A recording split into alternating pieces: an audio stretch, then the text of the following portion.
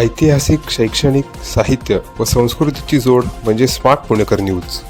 Ma'am ने कहा कि गुड टच, बैड टच और बहुत सारी चीज़ें जो आप लोगों ने डिस्कस की, अगर कुछ शेयर करना चाहे हमारी ऑडियंस के साथ। पहले तो मैं उषा काकड़े जो ग्राफिक्स फाउंडेशन को बहुत आभार मानती हूँ कि उन्होंने इतना इम्पोर्टेंट स्टेप लिया है, और ख़ास तौर से यूनिसेफ को, क्योंकि यूनिसेफ का ये मानना है कि अगर हमको माहौल में बदलाव लाना है तो उसमें बहुत सारी पार्टनरशिप्स की ज़रूरत है।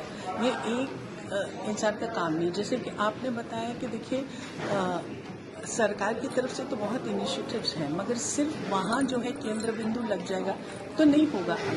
और मुझे ऐसा लगता है कि ये जो है अर्ली चाइल्डहुड डेवलपमेंट एक बहुत इम्पोर्टेंट, महत्वपूर्ण इश्यू है, क्योंकि इसके बारे में हमारे समाज में पूरी तरह से चर्चा नहीं होती है। और इसमें जब आपको इसकी समझ आएगी तो आप आज बच्चे की परवरिश किस तरह से करें। पहले तो उसके सिर्फ सुरक्षा की बात करेंगे, लेकिन उसकी परवरिश कैसे होती है, उस पर कल का समाज कैसा होता है वो जो है निर्धारित है, इसलिए बहुत इम्पोर्टेंट। उषा मैम, आपसे जानना चाहूँगा, तनीषा जी, शबाना मैम इस इनिशिएटिव से जुड़ गए, कितना फ़ायदा होगा? और जो है जब सेलिब्रिटी इनिशिएटिव से जुड़ता है तो बहुत ज़्यादा लोगों तक बात पहुँचती है। ये बात पहुँचाने कितनी इंपॉर्टेंट है? जैसे शबाना मैम ने कहा कि बहुत इम्पॉर्टेंट है आज के टाइम में इस तरह की चीज़ें लोगों तक पहुँचाना। क्या कहना चाहिए?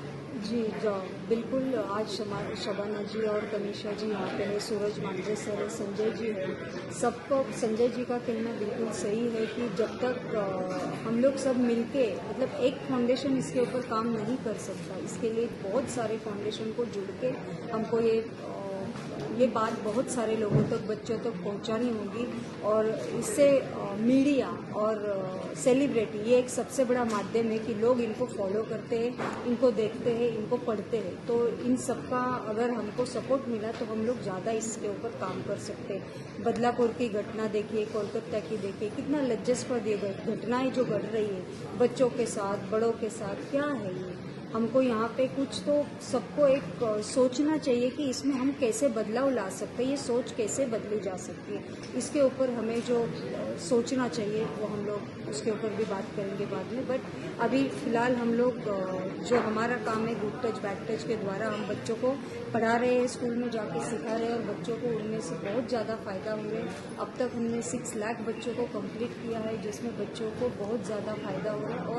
और स्कूल हमको अप्रोच कर रही है, और बस ये किधर ना किधर रुकना चाहिए। ये हम दिल से ये करते हैं, दुआ करते हैं कि ऐसी घटनाएं, दिल को दहलाने वाली ऐसी घटनाएं वापस ना हो। मैम सवाल है, बदलापुर और कोलकाता की बात निकली है।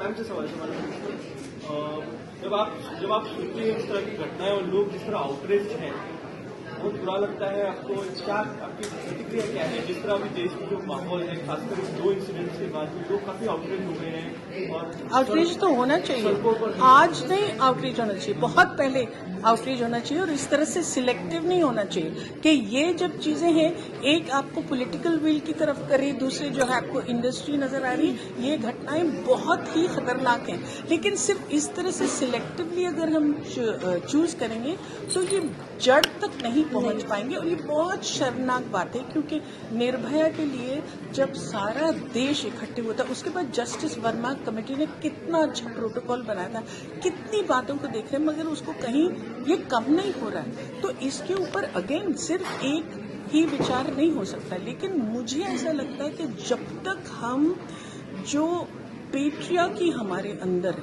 है उसको पूरी तरह से निकालेंगे नहीं, और औरत को हम सिर्फ कमोडिटी नहीं सोचेंगे, लेकिन ये सोचेंगे कि उसका बराबर का हक है। ऐसा लगता है कि बहुत दूर दराज की बात मैं कर रही हूँ, लेकिन ऐसा है ही नहीं, क्योंकि उसको क्यों करता है आदमी रेप? डेथ पेनल्टी भी मिल चुकी है, बहुत सख्त से सख्त कड़ी सजा भी उसको मिल गई है, लेकिन वो कम नहीं हो रहा है। क्या वजह है? इसके लिए बहुत काम करना चाहिए। और डेफिनेटली जो प्रोटोकॉल जस्टिस वर्मा ने दिया है हमको, उसके ऊपर हमको काम करना चाहिए। तनीषा जी, एजुकेशन कितना बड़ा रोल प्ले करता है? जैसे मैम ने कहा कि डेथ पेनल्टी दी गई है फिर भी कम नहीं हो रहा है, तो एजुकेशन कितना बड़ा रोल प्ले करता है? और जो उषा मैम ने जो इनिशिएटिव लिया, जैसे हम अभी एक ग्रेविटास और यूनिसेफ में हम बात कर रहे थे, it is basically about the 1000 days early child development के जो 1000 दिन होते हैं, जो पहले 1000 दिन होते हैं चाइल्ड डेवलपमेंट में, वहाँ सब डेवलपमेंट होता है, ब्रेन का डेवलपमेंट होता है, पर्सनैलिटी का डेवलपमेंट होता है। और जब भी वो कम पड़ता है, क्योंकि माँ नहीं प्रोवाइड कर सकती है, क्योंकि बाप नहीं प्रोवाइड कर सकता है, क्योंकि बच्चे को इग्नोर करते हैं, न्यूट्रिशन नहीं मिलता है, इसके वजह से ये सब प्रॉब्लम्स हो रहे हैं जब भी बच्चे बड़े होते हैं।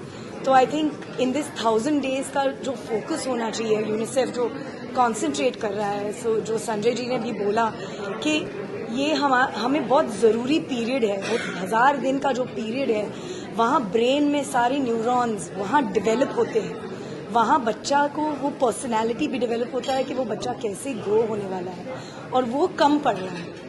हमारे बच्चे मैल न्यूट्रिशन है, हमारे बच्चे शॉर्ट बन रहे हैं, स्टंटेड ग्रो हो रहे हैं, इतना सारा फ्रस्ट्रेशन उनके अंदर है। तो वो फ्रस्ट्रेशन ऐसे इंसिडेंट्स में ही निकलता है, वेदर इट्स बदलापुर और it's Nirbhaya, it's a inbuilt frustration कि हमें प्यार नहीं मिल रहा है, न्यूट्रिशन नहीं मिल रहा है।